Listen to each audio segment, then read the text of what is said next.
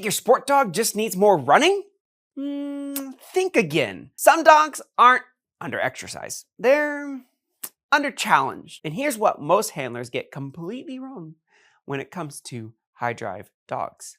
You can run them for hours and they still destroy the house, pull on leash, and lose focus in the ring.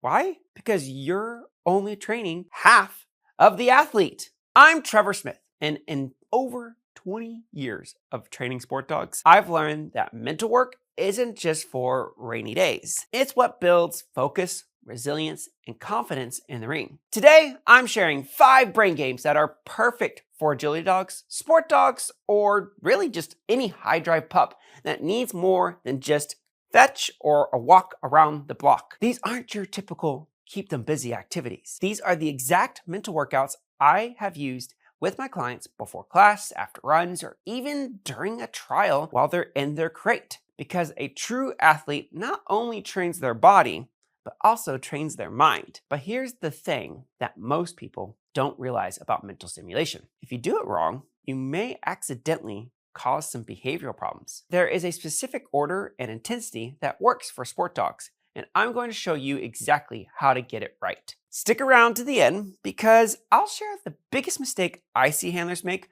with mental enrichment.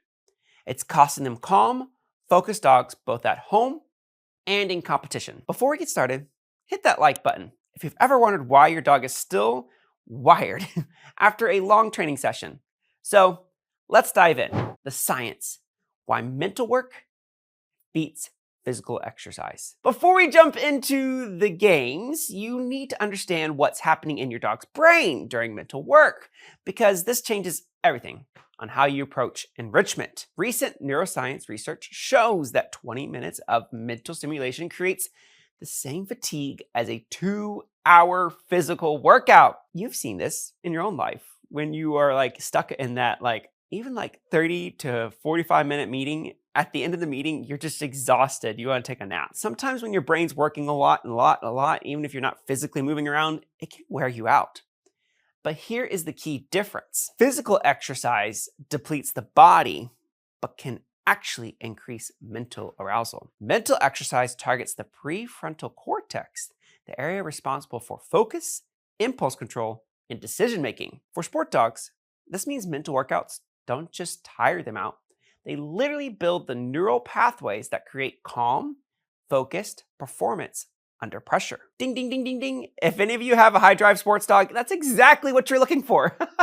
I know. I've seen not only my border collies, but other people's border collies go spinning and going crazy and obsessing to calm start line stays just by adding 15 minutes of structured mental work to their daily routine. But not all mental games are created equal. The 5 I'm about to show you are specifically chosen for their ability to build mental skills that transfer directly to sport performance. Let's start with the foundation game that every sport dog needs to master. Game 1, Snuffle mat, scatter feeding, the cortisol killer. This one looks simple, but it's scientifically backed and incredibly powerful for sport dogs. Take your dog's kibble or maybe some high-value treats, scatter them in some grass, hide them into a snuffle mat, or even spread them across your living room floor. Why this works for sport dogs. Sniffing activates that part of their brain that literally lowers cortisol levels and stress hormone. This is the opposite of what happens during high-intensity training or even competition. It just kind of flips the whole script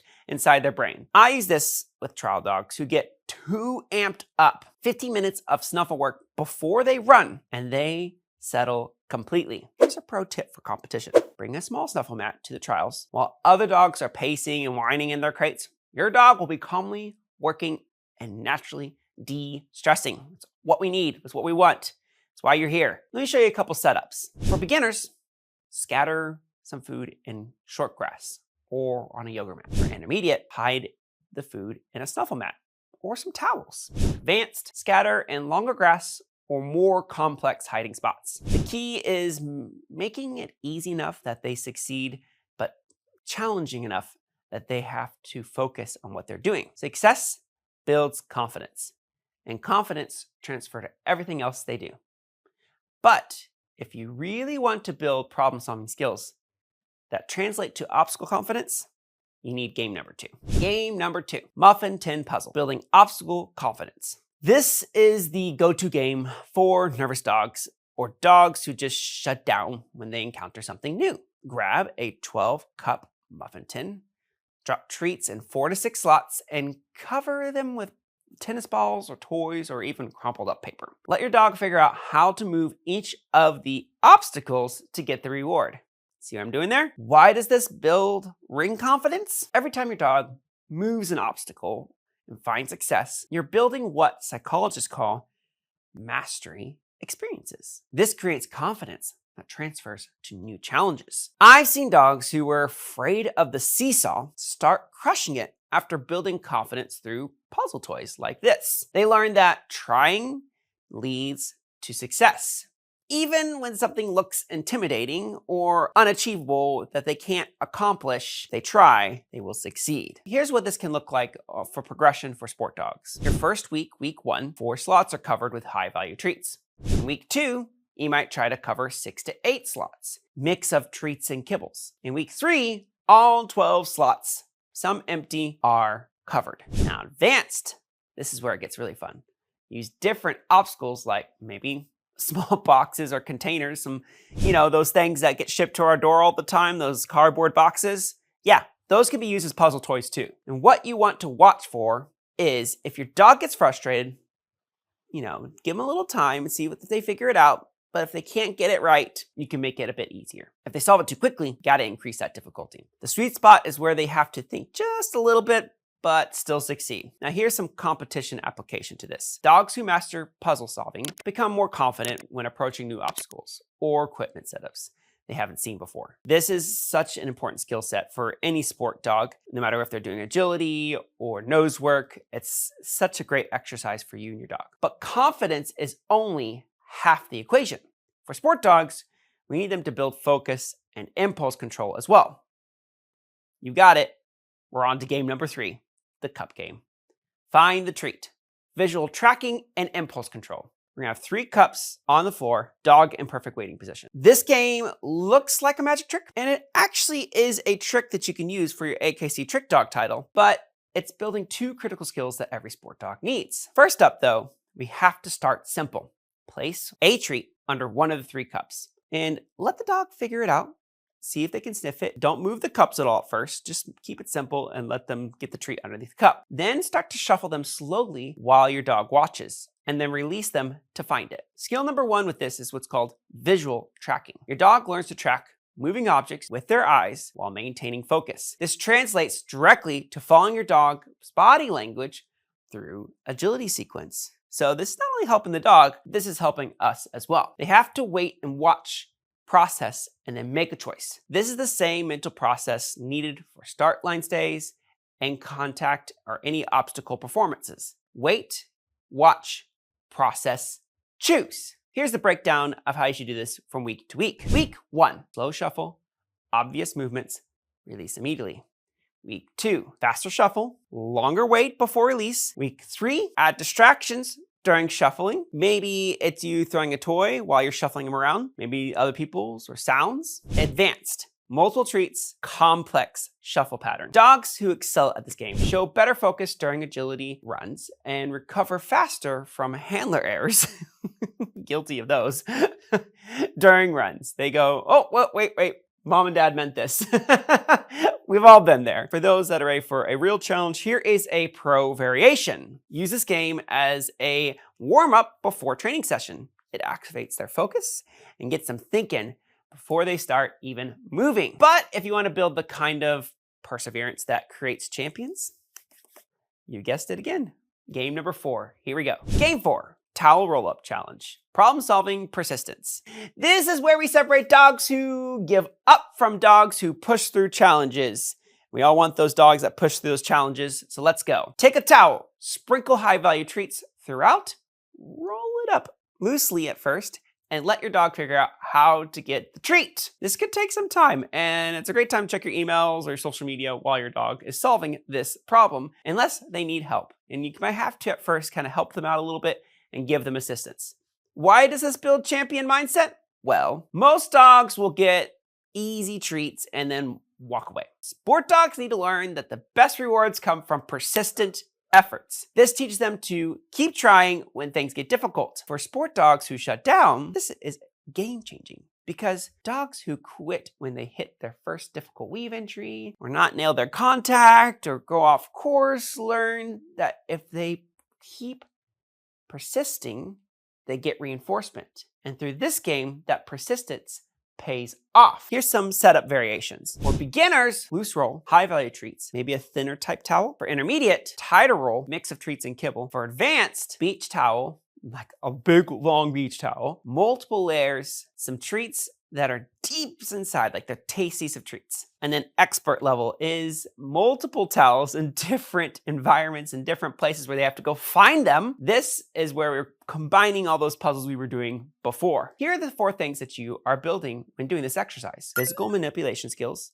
like using their paws or for nose work. Frustration tolerance, problem-solving persistence, and then independence from handler help. We need the independence to build confidence. And where this helps in competition, dogs who master this game rarely shut down on challenging obstacles. They've learned that working through difficulty leads to success. Here's a quick handler tip. Resist the urge to help. I am so guilty of this. It's just in me. If I see my dog struggling, like, I got you, I'll help you out. Let's team this together. I'm such a team kind of guy like that. But we need to let them figure it out. Your job is to be encouraging, but not directive. But all the problem solving in the world won't help your dog if they can't focus on what matters most. And this is where our final game comes into play. Game number 5, incoming. Game number 5, the 1, 2, 3 focus walk. Choosing you over chaos. You count out loud as you walk, 1, 2, 3, and reward your dog when they focus at you at the count of 3. Why this works? Well, it's rhythmic and predictable, which naturally lowers arousal. But more importantly, it teaches them to choose you. Even when the world is loud and chaotic, they are focused on you. Here's how we progressively train this from week to week. Week 1, quiet environment, slow count, intermediate reward. Week 2, add mild distractions, maintain rhythm. Week 3, busy environments, other dogs present. Now, competition level, this is where we're going to have you guys use it for competitions. After you've done 1, 2, 3, when it comes to the weeks, after you've done week 1, week 2, and week 3, is you can practice this game at trial environment, full chaos. Competition application. Use this as a warm-up before entering the ring. It's better than any attention command because it builds sustained focus rather than momentary eye contact. Here's some advanced variations of this exercise. You can change the count speed for different energy levels, add direction changes on 3, and use a reset tool between challenging obstacles. Dogs learn that most interesting thing in any environment is you, not distractions around them. But here's what the most handlers get wrong about these mental games. If you want to know more about the 1, 2, 3 focus game, I already have a video set up right here for you to dive deeper into this game and giving you a full access here on my YouTube channel. I've seen handlers do mental enrichment completely wrong, and it actually makes sometimes behavioral problems worse. So the mistake is that treating all mental stimulation the same and doing it too much, too fast. Here's the mistake I see. Treating all mental stimulation the same and doing too much, too fast. Here's what goes wrong. First, using high arousal games when dogs really need calm. Stacking multiple intense mental activities back to back. Like here's a towel, here's a puzzle toy, here's a snuffle mat, here's this, here's that, here's that. It just gets the dog a little bit too mentally drained. And then not matching the game to the dog's current energy state. Here's the fix. Match the mental game to what your dog needs in that moment. Before training, use focusing games like the 1, 2, 3 walk or cup game. After training, use calming games like Snuffle work or towel puzzles.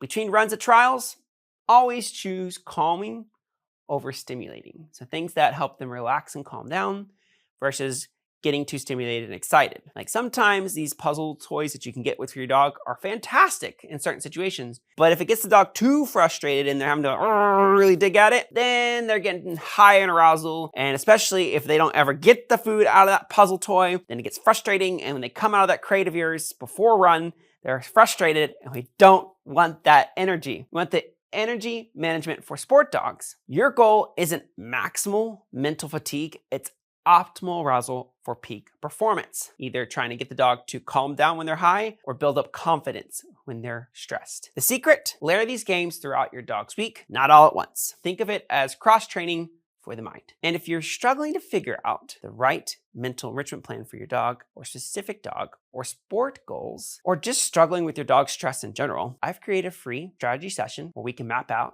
exactly what your dog needs to reach their full potential. Whether you're dealing with focus issues, confidence problems, or just want to optimize their training, I want to create you a personalized plan for this. The link is in the description below. I want to help you build actionable strategies that you can start using immediately. Sport dogs need mental workouts just as much as they need physical ones, especially during off seasons, between training sessions, and at trials. Your homework this week is to pick one of these games, just one, and try it for 7 days straight. Document the changes you see in your dog's focus, confidence, and overall behavior. And then tag me at the Doggy Dojo when you want to post about it. And I want to celebrate these wins with you and troubleshoot any challenges that you're having. If you want to take your dog's mental game to the next level, check out that 1, 2, 3 game I mentioned earlier. It's the perfect follow-up to what we just covered. If you're dealing with reactive or anxious sport dogs, let me know your biggest struggle down below in the comments, because we're going to be developing an emotional foundation training series that will give you the tools to address those underlying issues first. So drop a comment down below. I read every comment and often create videos based on your biggest challenges. Be sure to subscribe so you don't miss a single video here on the Doggy Dojo. Remember, every champion was built through consistent daily work that nobody sees. These mental games aren't just activities. They're building the foundation for everything you will achieve in dog sports. If this video helped you understand the dog better, smash the subscribe button and hit that notification bell.